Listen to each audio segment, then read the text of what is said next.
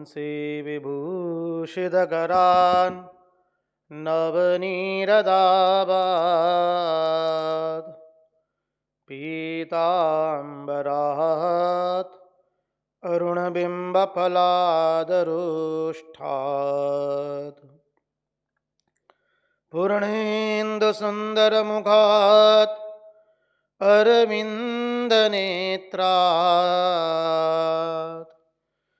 कृष्णात् परं किमपि तत्त्वम् अहं न जाने।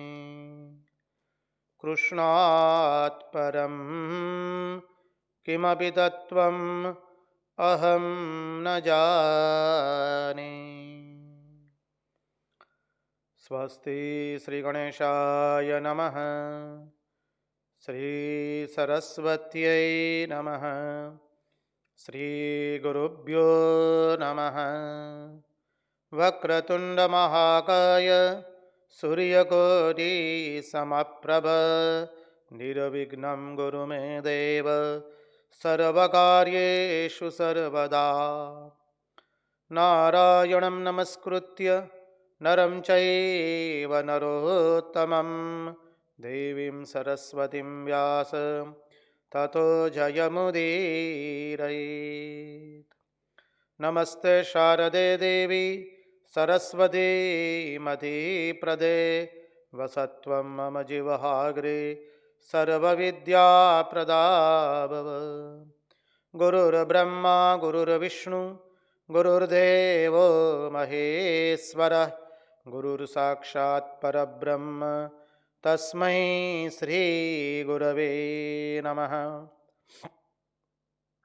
सच्चिदानन्दरूपाय विश्वोत्पत्त्यादिहेतवे तापत्रयविनाशाय श्रीकृष्णाय वयं नुमः। ॐ नमः परमहंसास्वादित चरणकमलचिन्मकरन्दाय भक्तजनमानसनिवासाय श्रीरामचन्द्राय विश्वसर्गविसर्गादि नवलक्षणलक्षितं श्रीकृष्णाख्यं परं धाम जगद्धामनमामदद। ॐ स्थापकाय च धर्मस्य सर्वधर्मस्वरूपिणे अवतारवरिष्ठाय रामकृष्णाय ते नमः। मुगं करोति वाचालं पंगुं लंघयते गिरिं यत्कृपात्वमहं वन्दे परमानन्दमाधवम्। कृष्ण कन्हैया लाल की जय, भक्तवत्सल भगवान की जय, वृंदावन बिहारी लाल की जय, भगवान श्री राम कृष्ण देव की जय, भागवत भगवान की जय, भागवत भक्त भगवान की जय। ओम नमो भगवते वासुदेवाय। नारायण नारायण नारायण नारायण। सर्वप्रथम हम पूज्यपाद स्वामी आदि भवानंद जी महाराज जी के चरणों में सश्रद्धेय प्रणाम निवेदित करते हैं। तत्पश्चात रामकृष्ण आश्रम राजकोट के अध्यक्ष पूज्यपाद स्वामी निखिलेश्वरानंद जी महाराज जी के चरणों में सश्रद्धेय प्रणाम निवेदित करते हैं। उपस्थित पूज्यपाद शंकरेशानंद जी महाराज एवं अन्य सभी सन्यासी महात्माओं एवं विरक्तों के चरणों में सश्रद्धेय प्रणाम निवेदित करते हैं। और जो कोई भी इस दृश्य श्राव्य माध्यम से इस भागवत रसामृत का रसपान कर रहा है, उन सब के हृदय में निवासित उस अनंत अखंड अविनाशी परब्रह्म परमात्मा को मुहुर वंदन करके आइए भागवत रसामृत के रस सागर में हम अवगाहन करें। यं प्रव्रजन्तमनुपेतमपेतकृत्यं द्वैपायनो विरहकातर आजुहाव पुत्रेति तन्मयतया तरवोऽभिनेदु तं सर्वभूतहृदयं मुनिमानितोऽस्मि। कृष्णाय वासुदेवाय हरये परमात्मने प्रणतक्लेशनाशाय गोविंदाय नमो नमः। आइए तो आज हम परमहंस शिरोमणि भगवान शुकदेव जी महाराज जी के चरणों का आश्रय लेकर के भागवत के एकादश स्कंद के अंतर्गत भगवान में हम कैसे मन अपना लगाए और भगवान हमारे हृदय में हैं, फिर भी हमें क्यों दर्शन नहीं देते हैं, हमें क्यों नहीं दिखाई देते हैं, उस तत्व का दर्शन करें।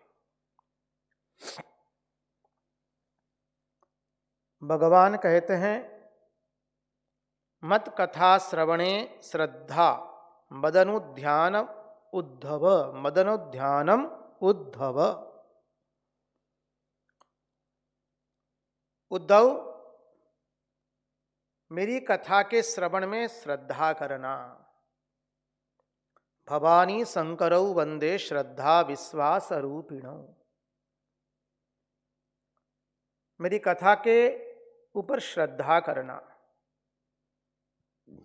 श्रद्धावान लभते ज्ञानम। भगवान पुनः पुनः श्रद्धा की बात करते हैं।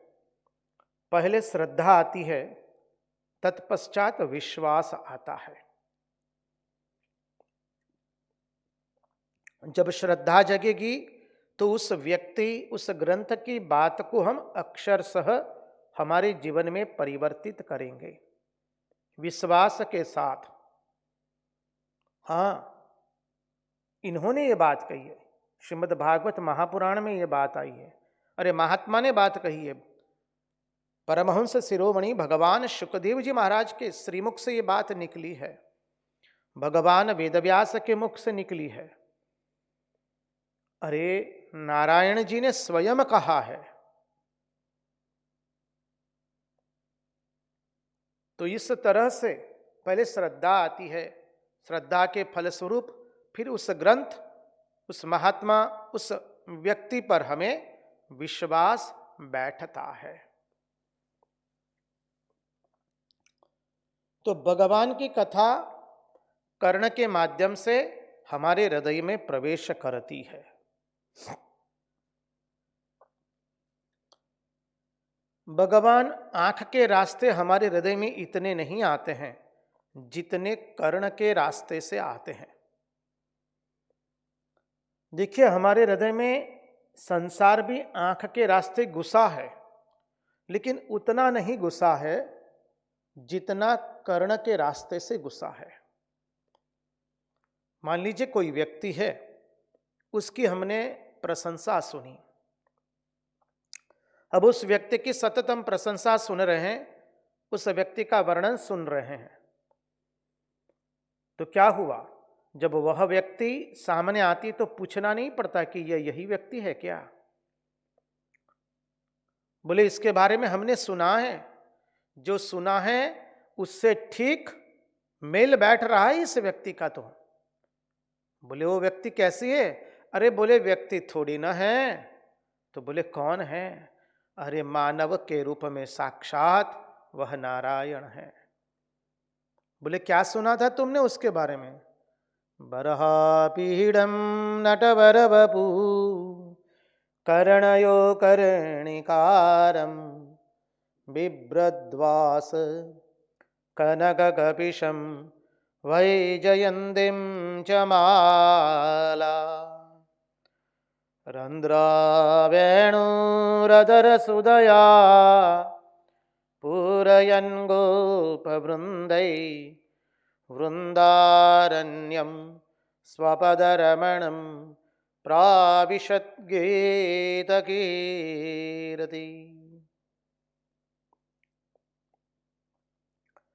वह त्रिभंग ललित मुद्रा में खड़े हुए भगवान जब हमारे सामने आ जाएंगे तो हमें किसी को पूछना नहीं पड़ेगा, या हमारे मन में संशय भी नहीं होगा। देखते ही पहचान गए, अरे ये सांवले स्वरूप वाले त्रिभंग ललित मुद्रा में खड़े, हाथों पर जिसने बंसी धारण की है, कर्ण में जिसने कर्ण के पुष्प धारण किए, कर्ण के कुंडल पहने हैं, गले में जिसकी वैजयंती माला है, सर पर जिसने मयूर पिच्छ धारण किया है, बोले ये और कोई नहीं है, हमारे प्राण प्रिय, हमारे प्रियति प्रियतम, जो हमारा सर्वस्व है, जो हमारा परम धन है, वह परमात्मा भगवान श्री कृष्ण चंद्र है। पूछना नहीं पड़ेगा, क्योंकि कर्ण के माध्यम से हमने उनको हमारे हृदय में बिठाया है। उनके बारे में सुन सुन करके बस अब तो मन में एक ही आस जगी है, ओ नाथ दर्शन दीजिए, दर्शन दीजिए। आना पड़ा नाथ, अब दर्शन दीजिए। भगवान को भक्त यही प्रार्थना कर रहा है, प्रभु अब दर्शन दीजिए, मैं तो आपकी शरण में आ गया हूं। भगवान आएंगे तो हमें किसी से पूछना नहीं पड़ेगा फिर कि यही भगवान है ना, क्योंकि उनके बारे में श्रवण करके करके अब निश्चय पक्का हो गया है।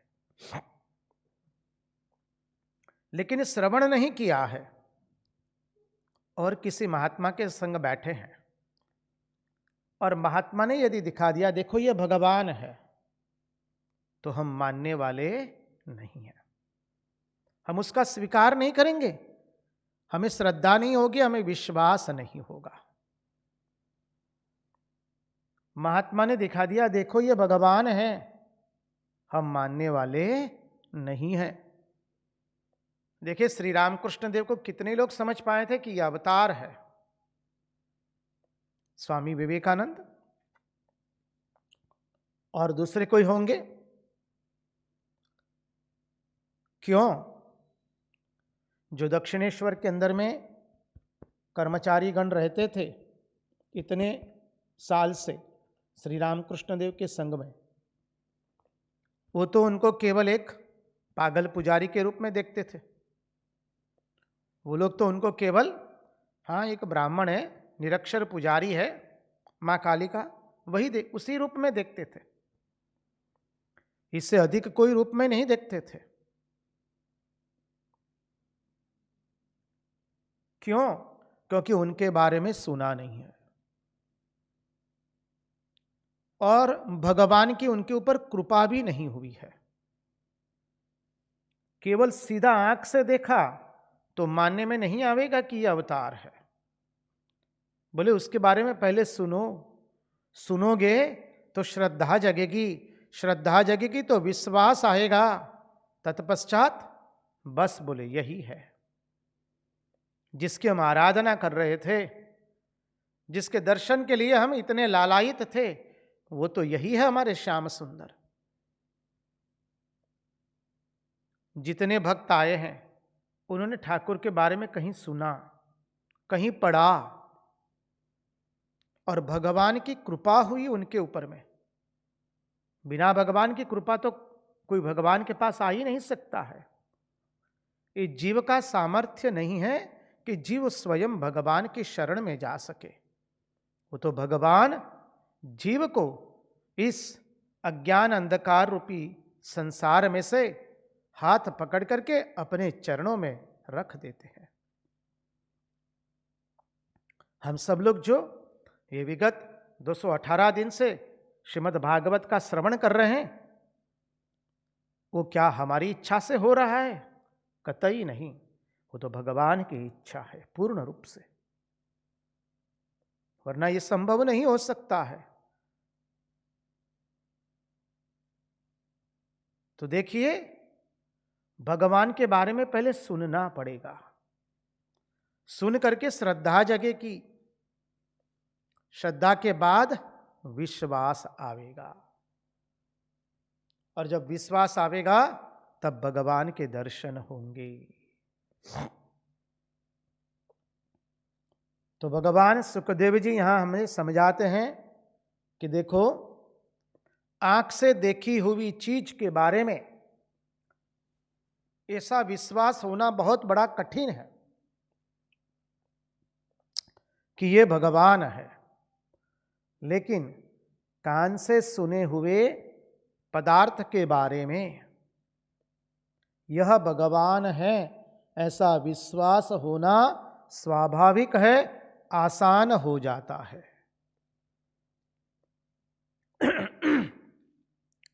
नारायण नारायण नारायण नारायण। हम थोड़ा चिंतन करें तो जब भगवान ने टचुली अंगुली पर गोवर्धन धारण कर लिया, तत्पश्चात सभी वृंदावन वासी गुरुजनों की अर्थात जो ज्येष्ठ थे, सब बड़े लोग ज्येष्ठ लोग थे वृंदावन में, उनकी पंचायत जुटी और पंचायत में नंद बाबा को बुलाया गया है। हम लोगों ने इस प्रसंग का दर्शन किया है। नंद बाबा को बुलाया और सभी वृंदावनवासी बुजुर्गों ने, ज्येष्ठ लोगों ने, जो आयु में बड़े थे, अनुभव में बड़े थे, उन्होंने कहा कि नंदराय सचमुच बताइए आप, ये किसका पुत्र है? तुम्हारे पुत्र के रूप में निश्चित कोई देवता अवतरित हुए हैं।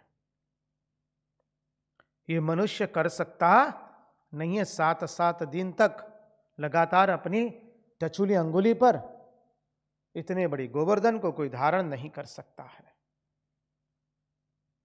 तुम बताओ, तुम हमसे कुछ छिपा रहे हो।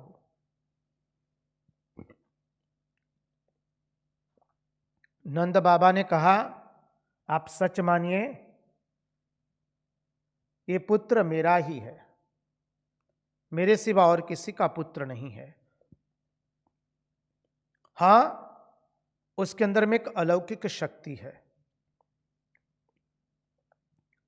जब गर्गाचार्य उनका नामकरण करने के लिए आए थे उसका, तब गर्गाचार्य ने स्वयं कहा था, तुम्हारे पुत्र में नारायण के जैसी विभूतियां हैं, शक्तियां हैं। तो पंचायत ने कहा, तो उस वक्त हमको क्यों नहीं बताया तुमने? तो नंद बाबा ने कहा, उस वक्त बता देता तो आप थोड़ी ना विश्वास करते। इसलिए अब जब आप स्वयं अपने आंखों से देख रहे हैं, उसकी महिमा सुन रहे हैं, उसकी महिमा अपने आंखों से देख रहे हैं, उसके प्रताप आप अपने आंखों से देख रहे हैं, तब आपको विश्वास हो गया है। अब नहीं मानने का तो कोई प्रश्न ही नहीं है। गर्गाचार्य ने इसलिए कहा था कि नंद बाबा, आपके इस पुत्र में नारायण के जैसे अद्भुत शक्तियां हैं। तो पहले श्रवण कर लिया मैंने, आपने भी उसका श्रवण किया। कैसे श्रवण किया? श्री कृष्ण की अद्भुत महिमा का सुन करके, गान करके। वृंदावन वासियों ने भी कन्हैया की अद्भुत महिमा सुनी, उसके रूप माधुरी का श्रवण किया, उसकी लीला माधुरी का श्रवण किया। केवल श्रवण नहीं किया, दर्शन किया। श्रवण किया तो श्रद्धा जगी, पद में विश्वास हुआ, और विश्वास के परिणाम स्वरूप ही तो जब ब्रज पर कोई भी आपत्ति आ जाती है तो ब्रजवासी एक ही स्वर से पुकारते हैं, ओ कन्हैया, ओ कन्हैया। ब्रजवासियों के मुंह पर और कोई दूसरा नाम ही नहीं है। तो तात्पर्य क्या है? पहले आप लोगों ने सुना, बाद में प्रत्यक्ष दर्शन किया। अब आप में भी शंका चली गई कि ये पुत्र मेरा नहीं है, ये पुत्र मेरा ही है, अपितु उसमें नारायण की जैसी अद्भुत शक्तियां हैं। यही बात है यहां पर, संगति लगा लीजिए। हम भी जब भगवान श्री रामकृष्ण देव त्रैमूर्ति का जीवन पढ़ते हैं तो पहले पढ़ते हैं अर्थात श्रवण किया, बाद में श्रद्धा जगती है, तत्पश्चात त्रैमूर्ति पर विश्वास आता है। श्रीमद् भागवत महापुराण का हम विगत 218 दिन से श्रवण कर रहे हैं। तो क्या हुआ, श्रवण करते करते हमें श्रद्धा जगी। श्रद्धा जगने पर अब विश्वास हुआ कि यही हमारे प्राण प्रिय है, यही हमारे प्राणधन सर्वस्व नंदनंदन यशोदानंदन है। और विश्वास ऐसा आया, बोले बस अब तो भगवान को लेकर के रहेंगे। यही बात है। इसलिए यहां पर शुकदेव जी महाराज कहते हैं, पहले भगवान की कथा का श्रवण करो हो मानव, अपने कर्णों के माध्यम से। देखिए, वही भागवत का प्रथम स्कंद में जो तत्वार्थ आया था, कृपा करके उसका भी स्मरण अपनी स्मृति पटल पर ले आइए। शुश्रूषो श्रददानश्च वासुदेव कथा रुचि स्यान्महत्सेवया विप्रा पुण्यतीर्थ निषेवणात्।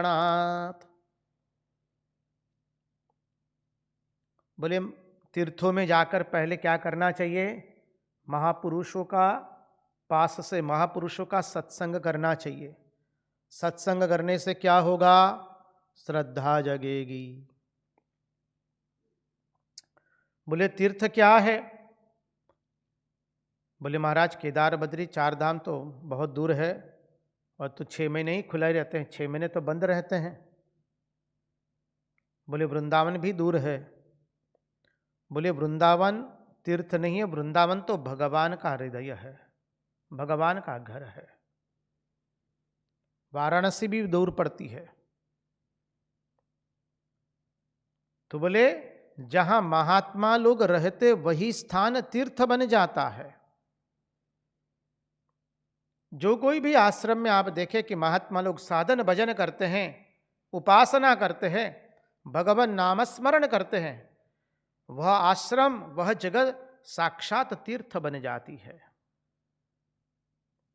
भगवान 10वें स्कंद में भगवान ने ये कहा हम लोगों को कि जो लोग ऐसा समझते हैं कि जल के किनारे बसी हुई कोई जगह तीर्थ है, भगवान के श्री विग्रह को केवल जो पट या धातु या लकड़ी से बनाई हुई श्री विग्रह को ही भगवान मानते हैं और अपने स्वजनों को, बंधुजनों को, आत्मीय जनों को ही अपना आत्मीय जन मानते हैं। लेकिन इन महात्माओं को जो अपना आत्मीय जन नहीं मानता है, इन महात्माओं को चलते फिरते तीर्थ नहीं मानते हैं, इन महात्माओं को ही भगवान का स्वरूप जो नहीं मानते हैं, वो सचमुच गधे हैं। स एव गोखरः।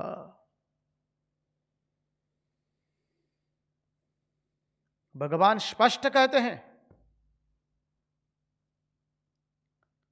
तो कैसे महात्मा, जो भगवान के साथ एक हो चुके हैं, तादात्म्य जिसका हो चुका है, जिसे परम पद की प्राप्ति हो चुकी है।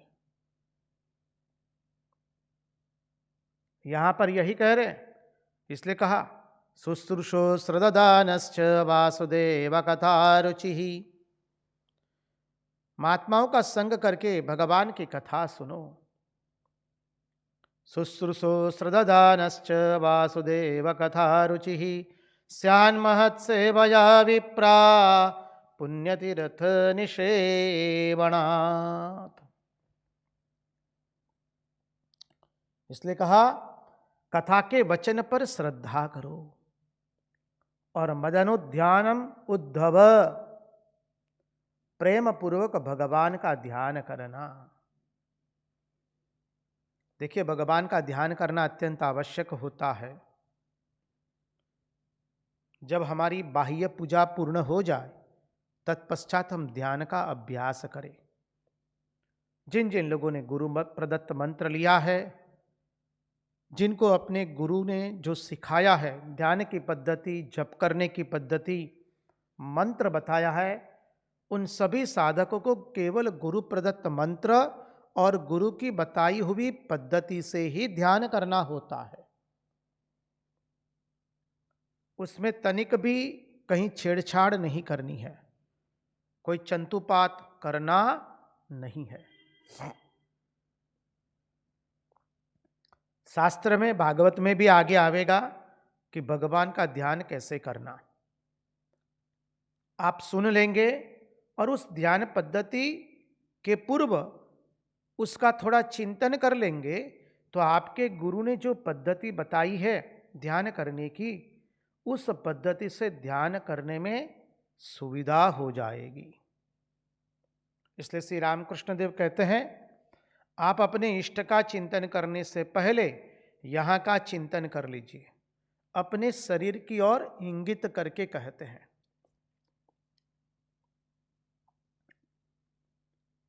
श्री रामकृष्ण देव इसलिए समझाते हैं,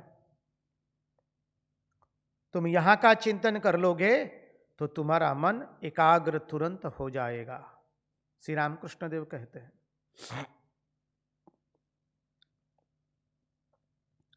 तो सर्वलाभोपहरणम मदनुध्यानम उद्धव, उद्धव मेरा ध्यान करना।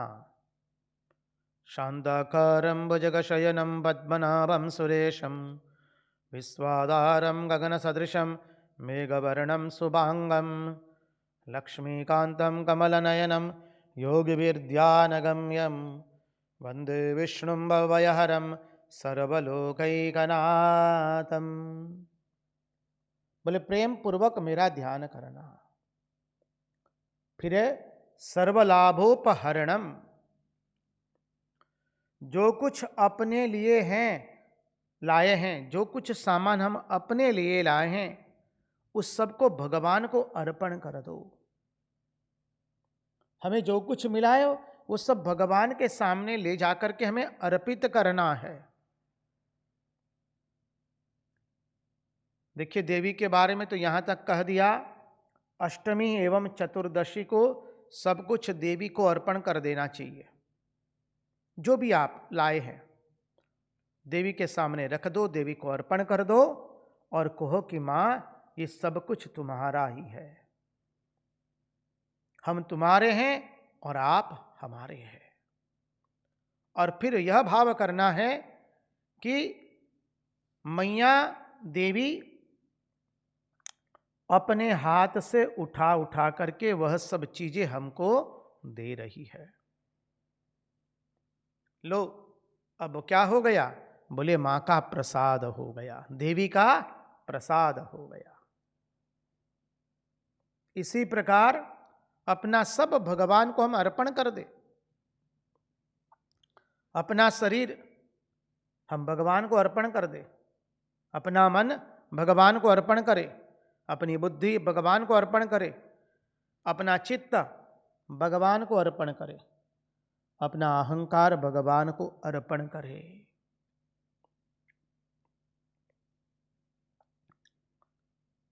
भगवान के प्रति इस तरह के भाव से श्रद्धा उत्पन्न होती है। इसलिए आगे के शब्द में कहते हैं दास्येनात्म निवेदनम। भगवान को कहना है कि प्रभु मैं आपकी आजीवन सेवा करूंगा। दास्य भाव से, आप मेरे स्वामी हैं, मैं आपका सेवक हूं। सेवक जो होता है वो स्वामी को खिलाए बिना कुछ खा नहीं सकता है।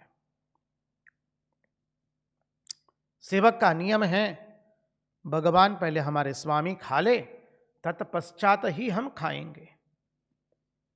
जो कुछ करते हैं वो स्वामी को प्रसन्न करने के लिए करते हैं। जहां भी जा रहे स्वामी का ही चिंतन हो रहा है। दास्य भाव बड़ा पवित्र भाव है। दास्य भाव में सब समय स्वामी का सानिध्य बना रहता है। प्रभु मैं आपका सेवक हूं, आप मेरे स्वामी हैं, मैं आजीवन आपकी सेवा करूंगा। ऐसा निश्चय करके हमें आत्मनिवेदन कर देना। मानी अपने आप को भगवान को अर्पण कर देना है, अपने आप का भगवान के प्रति अर्पण कर देना। भगवान को कह दिया, प्रभु ये शरीर से लेके मन बुद्धि चित्त अहंकार सर्वस्व हम आपके चरणों में अर्पण करते हैं। हमारा अपना कुछ नहीं है प्रभु, तेरा तुझको अर्पण क्या लागे मेरा। आरती में गाते हैं ना, तन मन धन सब कुछ है तेरा, स्वामी सब कुछ है तेरा,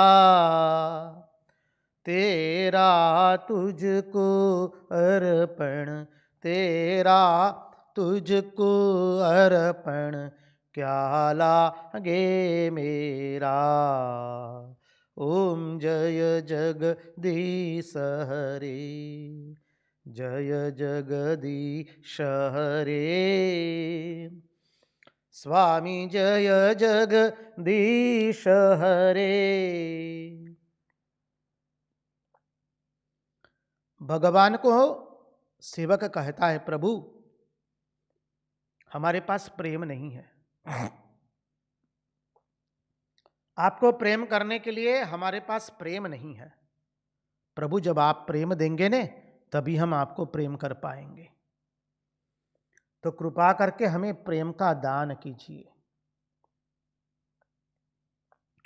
प्रभु हमारे में श्रद्धा नहीं है, श्रद्धा का दान कीजिए। विश्वास नहीं है, विश्वास का दान कीजिए। जो प्रेम श्रद्धा विश्वास जो आप देंगे उसी से ही हम आपकी पूजा कर पाएंगे। कहते हैं ना, गंगा जल से ही गंगा जी की पूजा हो रही है। ये तो प्रभु का दिया हुआ है और प्रभु को हम पुनः अर्पित कर रहे हैं, उन्हीं को समर्पित करते हैं। उन्हीं का दिया हुआ था, उन्हीं को दे रहे हैं, हमारा अपना कुछ भी नहीं है। अब भगवान को कहते हैं सेवक, प्रभु हमारा अपना कुछ भी नहीं है, ये शरीर मेरा नहीं है, मन बुद्धि चित्त अहंकार भी मेरा नहीं है, पंच ज्ञानेन्द्रियां पंच कर्मेंद्रियां भी हमारी नहीं है। प्रभु जो कुछ है केवल आपका ही है। अब भक्त एवं भक्ति की पहचान बताते हुए कहते हैं, भगवान उद्धव जी को बता रहे हैं कि अपने हृदय में भक्ति भाव का उदय कैसे हो। हम अपने हृदय में भगवान की भक्ति को कैसे उदित करें। वैसे तो हम सब लोग जानते हैं परमात्मा हृदय में है और परमात्मा अपना स्वरूप ही है। परमात्मा कहाँ है? बोले हृदय में है।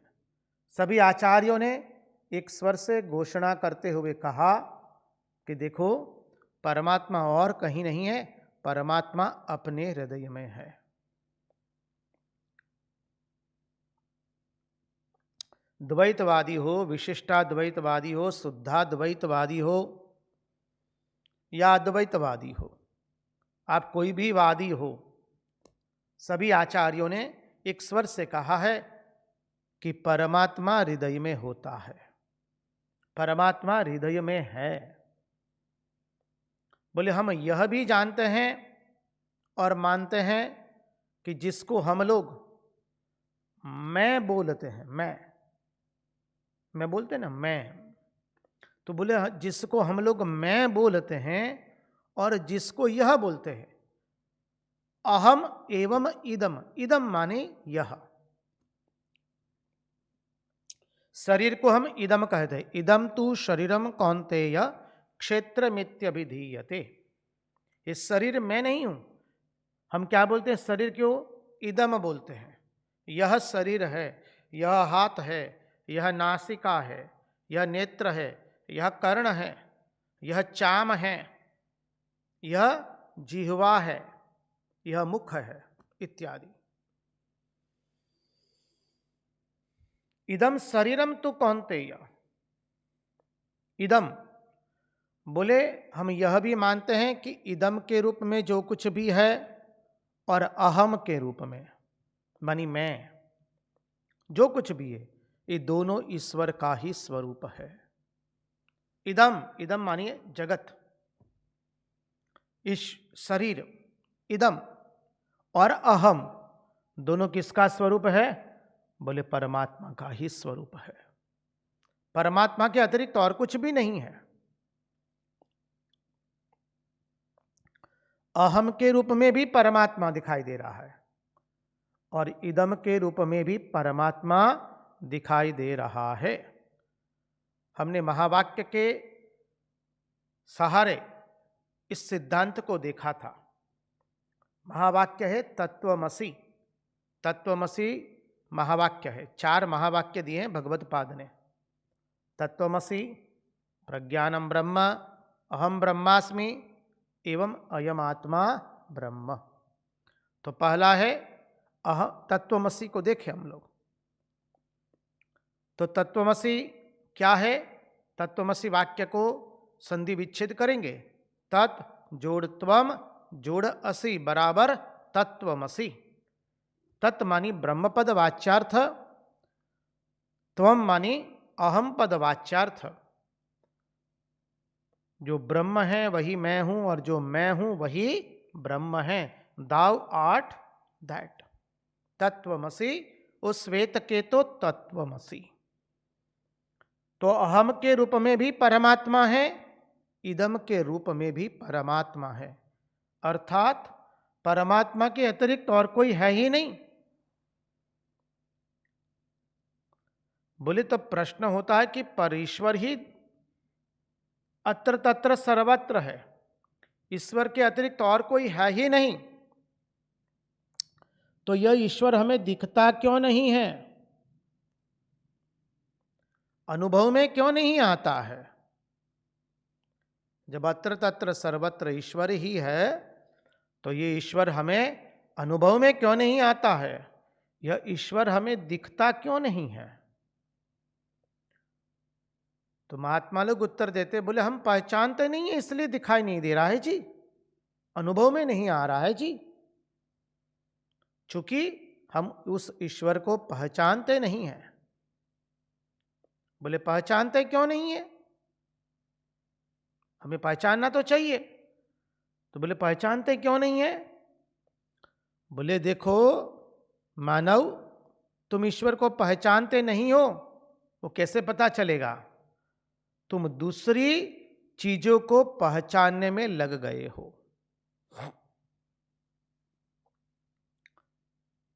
बोले दूसरी चीजें क्या है? बोले यह पुत्र है, यह पुत्री है, ये बेटा है, ये बेटी है,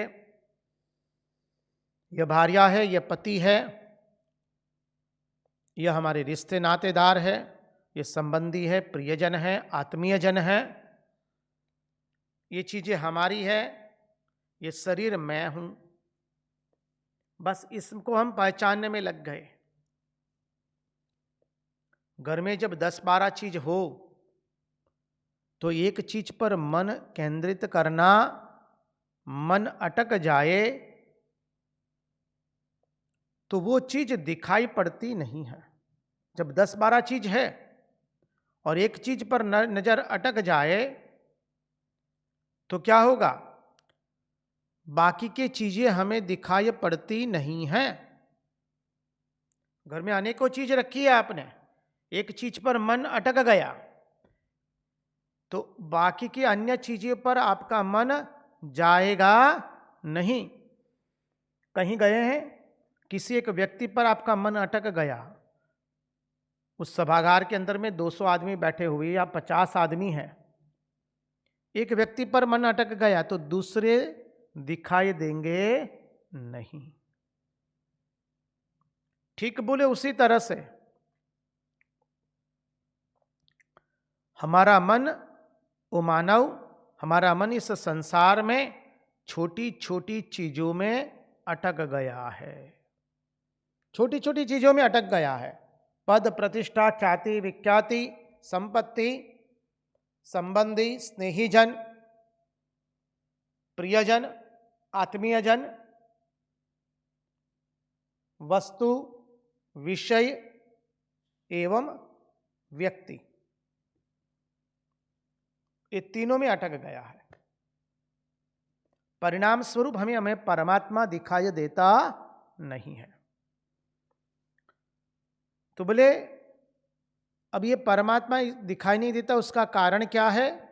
हम छोटी छोटी चीजों में फंस गए हैं। नारायण, यही तो अंतःकरण की अशुद्धि है कि हम विराट को छोड़ करके छोटी छोटी चीजों में हमारा मन फंस गया है। यही है अंतःकरण की अशुद्धि। बोले यह अशुद्धि कैसे हो? बोले ये अशुद्धि दूर कैसे हो? माना कि हमारे हृदय में अंतःकरण में अशुद्धि आ गई है, तो इस अशुद्धि को हम दूर कैसे करें? अभी हम नानात्व में फंस गए हैं, छोटी छोटी चीजों में फंस गए हैं। तो इस अंतःकरण की मलिनता को, जहां हमारा अंतःकरण छोटी छोटी चीजों में फंस गया है, वहां से निकाले कैसे?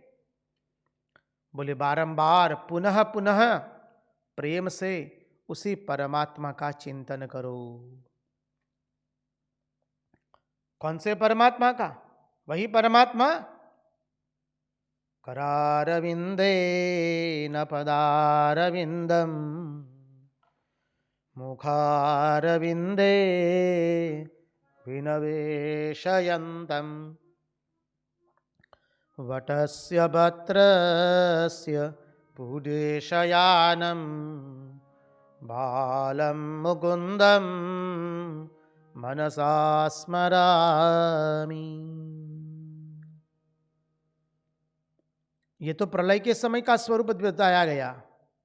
वटवृक्ष के पल्लव पर हमारे नीलमणि पांव का अंगूठा मुंह में डाल करके बस जल राशि पर दिखाई दे रहे हैं। वही निर्गुण निराकार परमात्मा फिर वटवृक्ष के पल्लव पर आए, फिर वही कारागृह में आए। तो क्या किया बताए? कैसा स्वरूप आया उसका? तमद्भुतं बालकमं भुजेक्षणं चतुर्भुजं संगगदार्युधायुधं श्रीवत्सलक्ष्मं गलसौभिकौस्तुभं पीताम्बरं सान्द्र पयोदसौभगम्। वसुदेव देवकी को जो स्वरूप दिखाया, तब माता देवकी ने क्या कहा? अरे प्रभु, ये 4 हाथ लेकर के आए, कोई मानेगा नहीं आप मेरे बेटे हैं। अभी तो मुझे प्रसव की पीड़ा तक नहीं हुई है। अरे मेरा वस्त्र भी गीला नहीं हुआ है। प्रभु आप कृपा करके अब 2 हाथ 2 पैर वाले मेरे कोख से निकलिए, मुझे प्रसव की पीड़ा हो। भगवान कहते चिंता मत करो, वो भी करा देते हैं। वसुदेव सुतम देवम कंस चाणूरमर्दनम देवकी परमानंदम कृष्णं वंदे जगद्गुरुम। अब गोपियों को जो रूप भाया, बरहापीडम नटवरवपू कर्णयो कर्णिकारं बिभ्रद्वास कनककपिशं वैजयन्तीं च माला रन्ध्रावेणु रदरसुदया पूरयन् गोपवृन्दै वृन्दारण्यं स्वपदरमणं प्राविशद्गीतकीर्ति।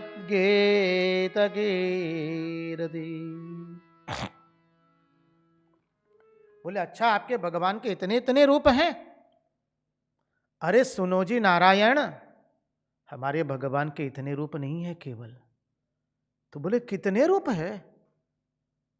नाम हजारों नामी एक, रूप करोड़ों रूपी एक। बोले हमारे भगवान कैसे हो, जानते हो? बोले नारायण नहीं जानते, बताओ तो सही। तो सुनो, परमहंस शिरोमणि भगवान शुकदेव जी हम सबको श्रवण कराते हैं, आप सब लोग हमारे साथ गाइए। यह अत्यंत प्रिय भगवान का श्लोक है। तमद्भुतं बालकमम्बुजेक्षणं चतुर्भुजं संग गदायुधायुधं श्रीवत्सलक्ष्मं गलसौविकौस्तुभं पीताम्बरं सान्द्र पयोदसोभगम्। बोले रुको रुको, केवल यही चतुर्भुज स्वरूप नहीं है, ये जो सब स्वरूप बताए वो तो है ही। अब वो नव नव नव दिन प्रतिदिन नया नया रूप धारण करता है। कैसा है वो? तदेव रम्यं रुचिरं नवं नवं तदेव शश्वन् मनसो महोत्सवम्। गाइए सब लोग। तदेव रम्यं रुचिरं नवं नवं तदेव शश्वन् मनसो महोत्सवम् तदेव शोकार्णवशोषणं नृणाम् यदुत्तमश्लोक यशोनुगीयते तदेव शोकार्णवशोषणं नृणाम् यदुत्तमश्लोक यशोनुगीयते। प्रतिदिन नया नया रूप धारण करता है। तदेव रम्यम रुचिरम नवम नवम तदेव शश्वन मनसो महोत्सवम। उसका स्वरूप शाश्वत है, प्रतिदिन हम महोत्सव करते हैं।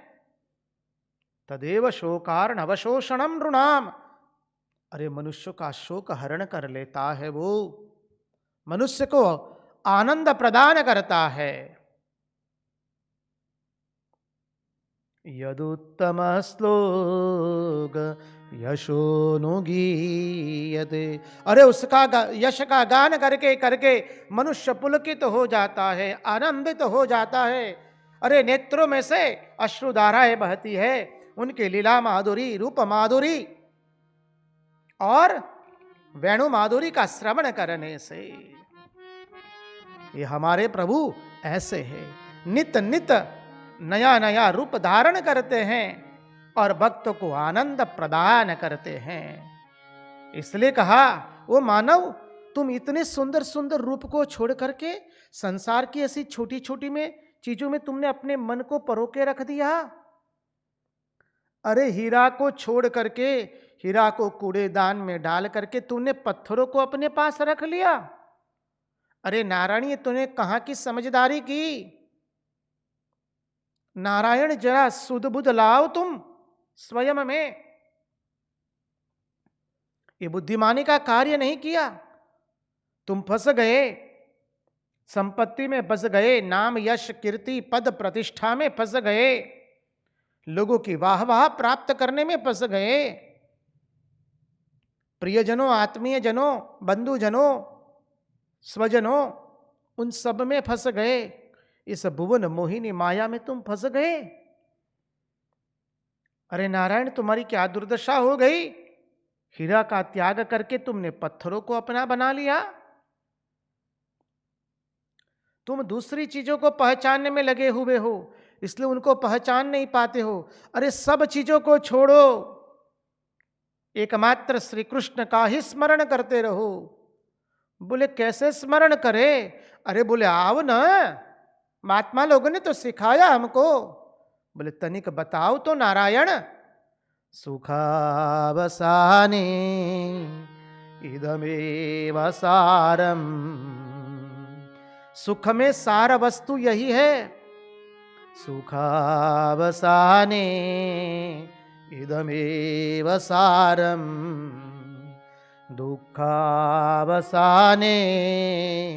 इदमेव ज्ञेयम्। दुख में ज्ञान करने की वस्तु भी यही है। और तो और सुनो, देहावसाने इदमेव जाप्यम गोविंद दामो दरमाधवेदी। श्री कृष्ण गोविंद हरे मुरारे, हे नाथ नारायण वासुदेव। जिह्वे पिबस्वा मृदमेतदेवं गोविंद दामो दरमाधवेदी।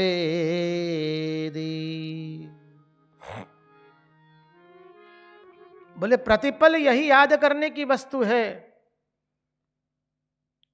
सुख में सार वस्तु यही है, दुख में ज्ञान करने की वस्तु भी यही है, और देह का जब शरीर छूट जाए तब जप करने की वस्तु भी यही है। और वह क्या है? श्री कृष्ण गोविंद हरे मुरारे, हे नाथ नारायण वासुदेव। तो नारायण आपने किया क्या? इतना सुंदर मधुर श्री कृष्ण नामामृत को छोड़ करके हम लोगों की पर निंदा में बैठ गए। नारायण, लोगों की निंदा सुनने लगे, लोगों की प्रशंसा सुनने लगे, जगत की प्रशंसा सुनने लगे, भोगों को कर्ण से श्रवण करने लगे, नेत्रों से भोगियों का दर्शन करने लगे, नेत्रों से भोग भुगतने लगे, जिह्वा से भोग भुगतने लगे, चर्म से भोग का स्पर्श करने लगे। अरे परिणाम स्वरूप जो हमारे पास है, जो हमारा अपना है, अरे कितना निकट है। श्री रामकृष्ण देव के अंतरंग सन्यासी शिष्य पूज्यपाद श्रीमद स्वामी सुबोधानंद जी महाराज, अभी अभी 2 दिन पहले उनकी जन्म जयंती गई। खोखा महाराज जिनका नाम है, वो क्या कहते हैं? देखो, ईश्वर तुम्हारे अत्यंत निकट है, वो सब समय जानना। बोले कैसे निकट?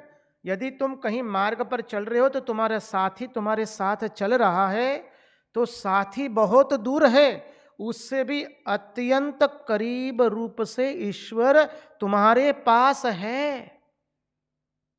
नरेंद्रनाथ दत्त ने यही कहा, महाशय आपने ईश्वर को देखा है? तो उसके उत्तर में भगवान श्री रामकृष्ण देव उत्तर देते हुए कहते हैं, हाँ रे, मैंने ईश्वर को देखा है।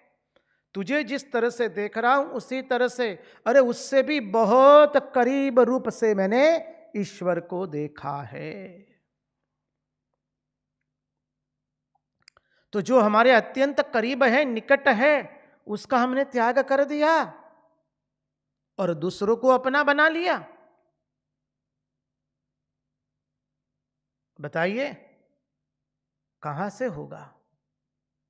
गुजराती में कहावत છે ને, કહેવત છે આપણે ગુજરાતીમાં, ઘરના છોકરા ઘંટી ચાટે અને ઉપાધિયા નાઠા। तड़पदी भाषा है। बस स्वयं के प्रभु को हम भूल गए।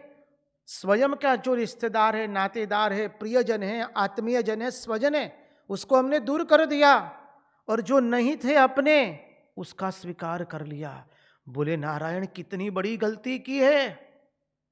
गोविंदा नारायणा विठ्ठला, रक्षा करो रक्षा करो, रक्ष माम पाई माम। हमने इतनी बड़ी गलती कर दी। बोले हाँ, इसलिए तो पता चला। कब पता चला गलती की है? बोले भागवत का श्रवण किया, महात्माओं का संग किया, उपनिषदों का श्रवण किया, प्रस्थानत्रयी का श्रवण किया। जो छोटी छोटी चीजों को अपना बना लिया, यही तो हमारे हृदय की अशुद्धि है। बोले अब यह अशुद्धि दूर कैसे हो? बोले तनिक रुक जाइए, पहले एक भजन का रसास्वादन कर ले, बाद में श्रीमद् भागवत महापुराण हमें बताता है कि अशुद्धि कैसे दूर करें।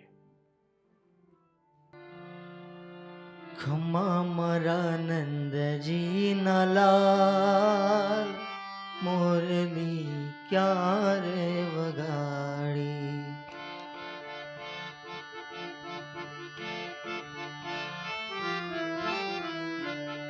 खम्मा मारा नंद जी नलाल मोरली क्या रे वगाड़ी। गोपियो दौड़ी दौड़ी जाय मोरली क्या रे वगाड़ी। खम्मा मारा नंद जी नलाल मोरली क्या रे वगाड़ी।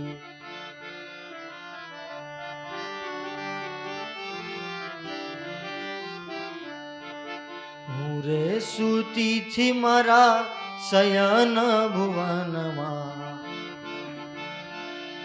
હું રે સૂતી થી મારા શયન ભુવનમાં। સાંભળ્યો મેં મોરલીનો નાદ મોરલી ક્યાં રે વગાડી।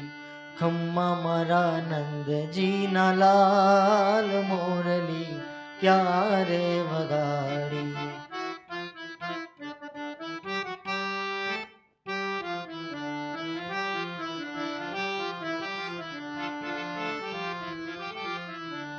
बेड़ा मेल्या छे मैं तो सरोवर झूलता। बेड़ा मेल्या छे मैं तो सरोवर झूलता। ईंढोणी आंबानी डाळ मोरली क्या रे वगाड़ी। खम्मा मारा नंदजीना लाल मोरली क्या रे वगाड़ी। खम्मा मारा नंदजीना लाल मोरली क्या रे वगाड़ी। माखण मेल्या छे मैं तो शिका ऊपर झूलता।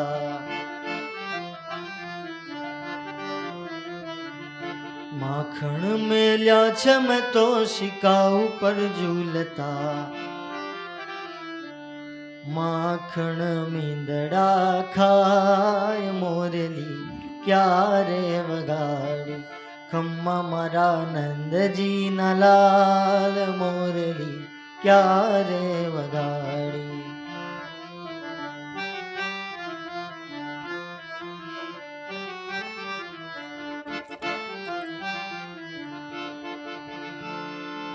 बाळक मेल्या छे मैं तो पारणिये झूलता। बाळक मेल्या छे मैं तो पारणिये झूलता। रोता मुक्या नानेरा बाळ मोरली क्या रे वगाड़ी। खम्मा मारा नंदजीना लाल मोरली क्या रे वगाड़ी।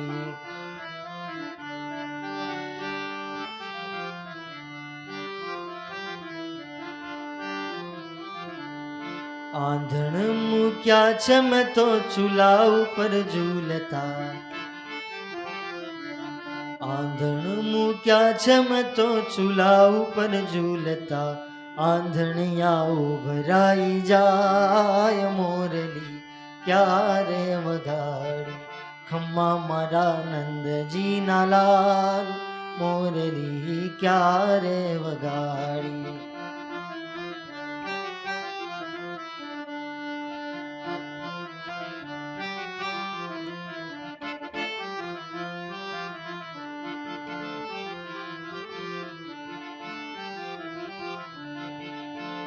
रसोई करती ने घेली घेली फरती। रसोई करती ने हूँ तो घेली घेली फरती। आकुल व्याकुल मन था मोरली क्या रे वगाड़ी।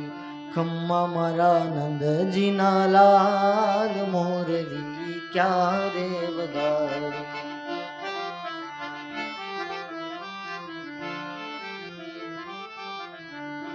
મહેતા નરસૈયાના સ્વામી શામળિયા।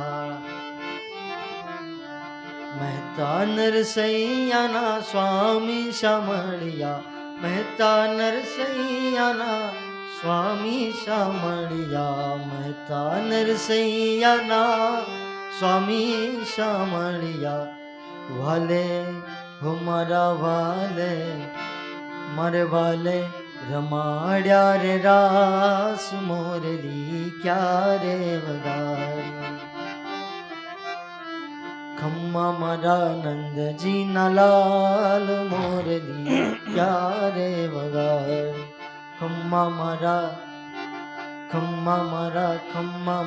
નંદજીના લાલ, મોરલી ક્યારે વગાડી. ખમ્મા મારા નંદજીના લાલ, મોરલી ક્યારે વગાડી. મોરલી ક્યારે વગાડી, મોરલી ક્યારે વગાડી. કૃષ્ણ કનૈયા લાલ लगी जय। तो बोले ये हृदय की अशुद्धि कैसे दूर हो? तो बोले बारंबार पुनः पुनः उनका चिंतन किया जाए, पुनः पुनः प्रेम से परमात्मा का चिंतन किया जाए। जैसे अभी कहा, सुखावसाने इदमेव सारम, दुखावसाने इदमेव ज्ञेयम, देहावसाने इदमेव जाप्यम, गोविंद दामो दरमाधवेति। बोले बारंबार परमात्मा का चिंतन कैसे हो जाए, कैसे हो आवे? पुनः पुनः परमात्मा का चिंतन हम कैसे करें? तो नारायण सुनो, हमारा श्रीमद् भागवत महापुराण अद्भुत सुंदर उत्तर देता है। और भगवान श्री रामकृष्ण देव ने भी कथामृत के अंदर में इसी बात को पुनः पुनः उद्धृत किया है। जिससे हम प्रेम करते हैं उसकी याद नहीं करनी पड़ती है। माँ अपनी संतान को प्रेम करती है तो माँ को संतान को याद नहीं करना पड़ता है। हम संसार को प्रेम करते तो हमको संसार याद नहीं करना पड़ता है। किसी को याद कब करना पड़ता है? जब उससे हमारा प्रेम होता नहीं है तब। उदाहरण से आपको बताएं, एक मातरूपा नारी और एक प्रभु, दोनों जन भार्या और पति, दोनों द्विचक्री वाहन से जा रहे थे। वाहन की गति अत्यंत धीमी थी। सामने से एक दो वाहन और आ रहे थे, पीछे से और एक दो वाहन आ रहे थे। सामने से आए हुए वाहन वाली व्यक्ति ने अपना अनुशासन खो दिया, वाहन के ऊपर में अपना कंट्रोल जो था उसका वो खो दिया। बस वो सीधा आकर के टकरा गया। वो व्यक्ति जो वाहन लेकर जा रही थी, भार्या एवं पति दोनों जन टकराया।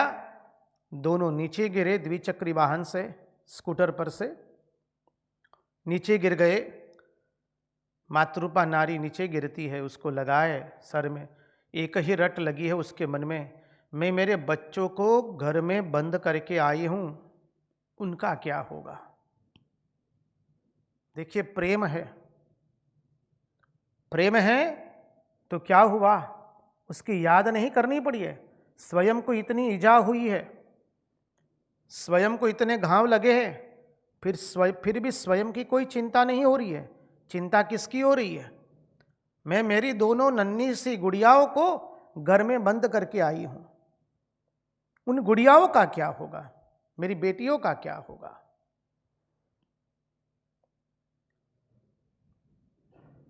जब बच्चा छोटा होता है, तुरंत पैदा हुआ है, पहले 1-2 साल तो माता पिता को वो सोने नहीं देता है।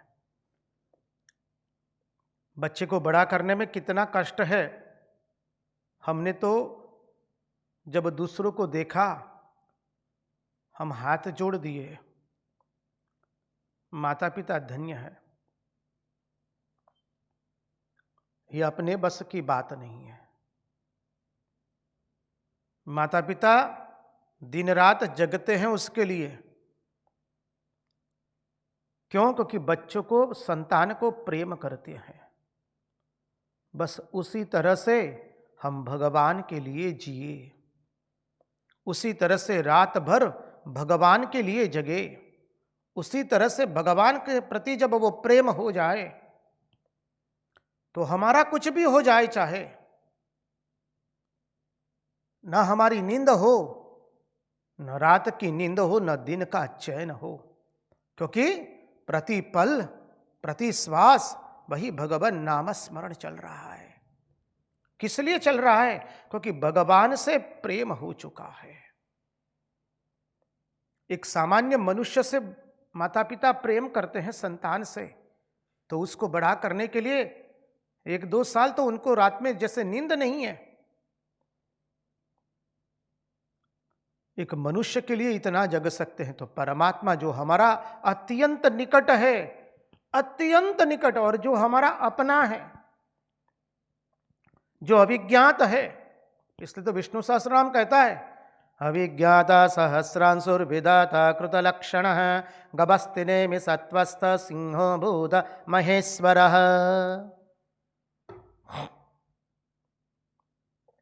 भागवत के 4th स्कंद में आता है अभिज्ञात का प्रसंग। हमने चिंतन किया था पुरंजन एवं पुरंजनोपाख्यान के अंतर्गत। अभिज्ञात परमात्मा कहते हैं कि मैं तो तुम्हारे साथ हूं कितने जन्मों से।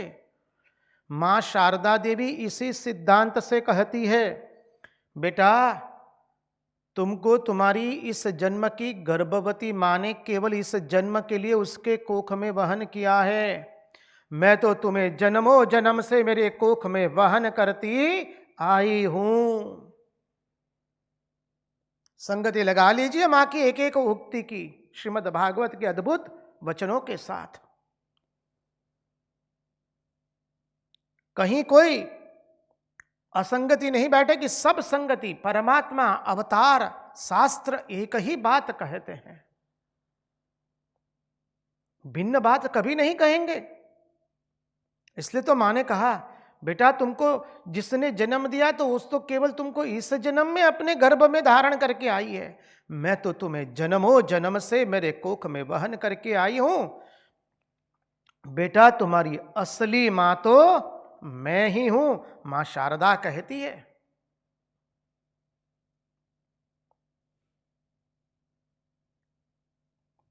तो उस मां को छोड़ करके अब किसकी हम भजना करने जावेंगे? हमारे कथन को अन्यथा रूप से न लिया जाए। जो गर्भधारिणी मां है उसकी सेवा शुश्रूषा अवश्य करना है, उसके प्रति श्रद्धा वंदन अवश्य करेंगे, साष्टांग दंडवत प्रणाम करेंगे मां को। लेकिन हमें जानना है हमारी असली मां तो मां शारदा है, वही जन्माद्यस्य यतोन्वयादितरतश्चार्थेष्व विज्ञस्वराट।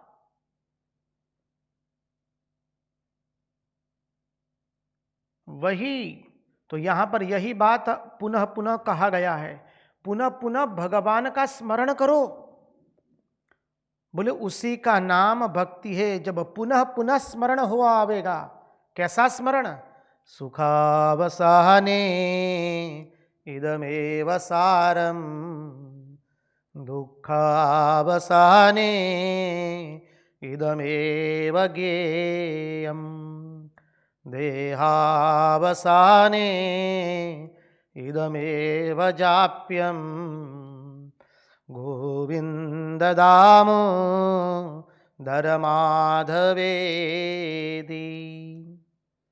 जो पूज्यपाद रंगवदूत महाराज लिखते हैं, जतावता स्नान के खान पाने, वड़ी उठता बैसता काम टाणे, सदा ऊंग मातम स्वप्ने यमस्त, स्मरीले प्रति श्वास हे चित्त दत्त।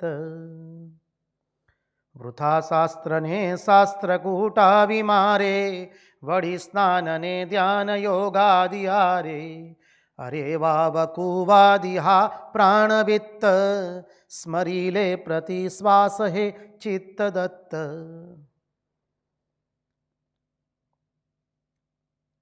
चलते उठते बैठते खाते पीते सोते, जागृत अवस्था में, स्वप्नावस्था में, सुषुप्ति अवस्था में केवल उसी का नाम स्मरण चले। हरे कृष्ण कृष्ण कृष्ण हरे हरे, हरे राम राम राम हरे हरे। तो पुनः पुनः प्रेम से परमात्मा का चिंतन करना, उसी का नाम भक्ति है। इसलिए कहा था हमने, संगति लगा लीजिए, प्रथम स्कंद के प्रारंभ से अनेकों बार हमने उस भक्ति का चिंतन किया। भक्ति किसे कहते हैं? जब अजस्र भाव से भगवान का नाम स्मरण होता रहे, अजस्र भाव से। एक श्वास भी ऐसा न ले हम जिसमें हम परमात्मा का स्मरण न कर सके। अरे भक्तमाल के अंदर में भक्तों के जीवन की अद्भुत कथाएं आती है। अरे भक्त जो टाट का आसन पहनते हैं, टाट का कंबल पहनते हैं, नाम जप इतना किया है कि उसमें से, उस पर हाथ रखने से जैसे भगवान नाम स्मरण अपने आप होना शुरू हो जाता है। देखिए कितना नाम स्मरण किया है। आज पूज्यपाद विज्ञानानंद जी महाराज की जन्म जयंती है। श्री रामकृष्ण देव के अंतरंग सन्यासी शिष्य, जिसको स्वामी विवेकानंद पैशन कह के बुलाते थे, जिनको स्वामी जी ने कहा था ये गुप्त ब्रह्मज्ञानी है। राजा महाराज ने कहा था, क्षमा कीजिए, ये गुप्त ब्रह्मज्ञानी है। वह स्वामी विज्ञानानंद जी महाराज ने श्री रामकृष्ण देव से प्रश्न किया था, महाशय मन में से दुर्वासना काम कैसे भागे? तब श्री रामकृष्ण देव ने कहा था, खूब राम नाम करो। बोले खूब राम नाम करो। अब विज्ञानंद जी महाराज को लगा कि शायद श्री रामकृष्ण देव कोई आसन प्राणायाम या हठ योग की कोई क्रिया नहीं जानते हैं। परिणाम स्वरूप उन्होंने कह दिया, खूब राम नाम करो। थोड़े दिन ऐसे ही व्यतीत हुए। बाद में उनको हुआ कि लाओ, श्री रामकृष्ण देव ने कहा है कि भगवान का नाम स्मरण करने से काम अपने आप दूर हो जाता है, लाओ करके तो देखूं। और उन्होंने किया। अब बाकी का बाद का जो वाक्य है वो रिक्त स्थानों की पूर्ति कर लीजिए आप अपने स्वयं। ऐसे महापुरुष थे जिन्होंने कभी निद्रा में भी किसी मातृपा नारी का चेहरा तक नहीं देखा है। पवित्रता क्या है? श्री रामकृष्ण देव के जो 16 अंतरंग सन्यासी शिष्य है ना, स्वामी विवेकानंद ने कहा ना, यदि वो लोग एक एक करके आते हैं ना तो इस जगत में अवतार के रूप में पूजित होते हैं। ऐसे स्वामी विज्ञानंद जी महाराज, जिनका तपोमय जीवन, पवित्र जीवन, एक अद्भुत जीवन, प्रतिपल भगवान नाम स्मरण किया। बोले भक्ति कैसे होनी चाहिए? तो बोले अजस्र भाव से सतत नाम स्मरण। इस चिंतन के लिए बोले देखो, अजस्र भाव से नाम स्मरण करने के लिए, वो जो चिंतन करने के लिए कुछ निमित्त चाहिए। शुरू में कुछ निमित्त चाहिए। बोले हम जो कुछ भी देखे उसको निमित्त बना करके भगवान नाम स्मरण करना शुरू कर दे। हमारे एक महात्मा जी थे, गाड़ी में गुजर रहे हैं, हम लोग जा रहे हैं, तो कह रहे थे देखो सब दृश्य अपने आप पीछे छूटते जाते हैं ना। बोले हाँ महाराज।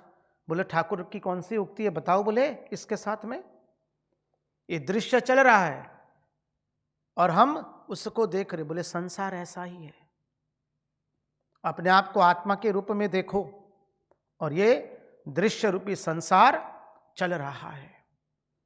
भिन्न भिन्न पद्धति से हमें अपने मन को भगवान के साथ जोड़ना है। किसी व्यक्ति का चेहरा देखा, अरे वो व्यक्ति सुंदर नहीं है, अरे ये चाम क्या सुंदर हो सकती है, वो तो हमारे नारायण, हमारे प्रियति प्रियतम, हमारे श्याम सुंदर उसके भीतर में बैठे हैं। उस उनकी सुंदरता के कारण किसी व्यक्ति की सुंदरता है। जो कल हमने दर्शन किया था, भक्त का दर्शन कैसे करना है? भगवान के साथ करना है। भगवान के साथ भक्त का दर्शन करना है। यदि भगवान को छोड़ करके भक्त का दर्शन करेंगे तो परिणाम हम सब जानते हैं क्या होगा। इसलिए कहा, बोले निमित्त बनाओ। किसी की सुंदरता देखी, कैसे प्राकृतिक सौंदर्य देखा, हिमालय के सुंदर हिमाच्छादित शिखर देख लिए, बस आ गया। यही तो हमारे प्यारे का स्वरूप है।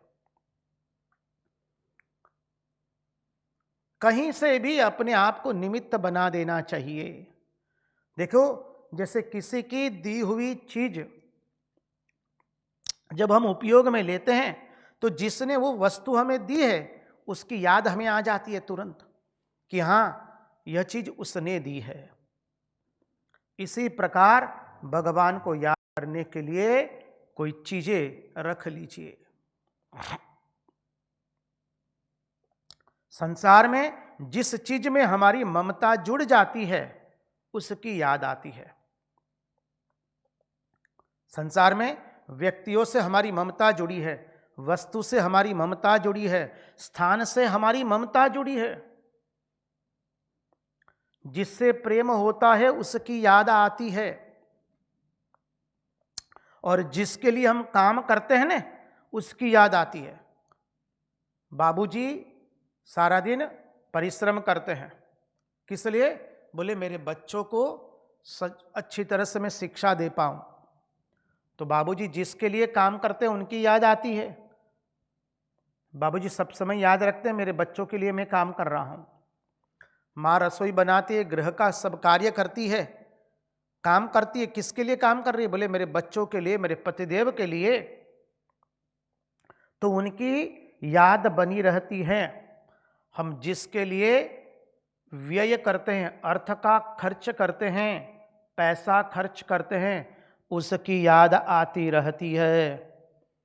तो सोचो हमने हमारा शरीर किसके लिए खर्च कर दिया है या किसके लिए करना है? संगति लगा लीजिए। हमारा प्रत्येक कार्य उद्देश्य प्रधान होना चाहिए। कृष्ण प्रेम के लिए ही ये कार्य कर रहे हैं, भगवदाकार वृत्ति के लिए, कृष्णाकार वृत्ति के लिए ही प्रत्येक कार्य कर रहे हैं। हमारे भीतर में अंतर्निहित उस दिव्यता को प्रकट करने के लिए ही कार्य कर रहे हैं, और प्रत्येक कार्य भगवान का कार्य है। तो पुनः पुनः भगवान की अपने आप याद आवेगी। इसलिए हमने भगवान की याद करने के लिए निमित्त बना लिया, और जब ईश्वर की याद आने लगेगी तो अपने आप भीतर से नामस्मरण होने लगेगा। अब आचार्य यहां पर अद्भुत सिद्धांत प्रकट करते हैं, वो कल देखेंगे। आज की कथा को यहीं पर विराम देते हुए उन्हीं की वाणी उन्हीं के चरणों में समर्पित करते हुए भगवान से प्रार्थना करते हैं, प्रभु हमारे मन की मति, गति और रति आपके चरणों में बनी रहे। कृष्ण कन्हैया लाल की जय, भक्तवत्सल भगवान की जय, द्वारिकाधीश की जय, सब संतन की जय, सब भक्तन की जय। ओम नमः पार्वती पतये हर हर महादेव हर।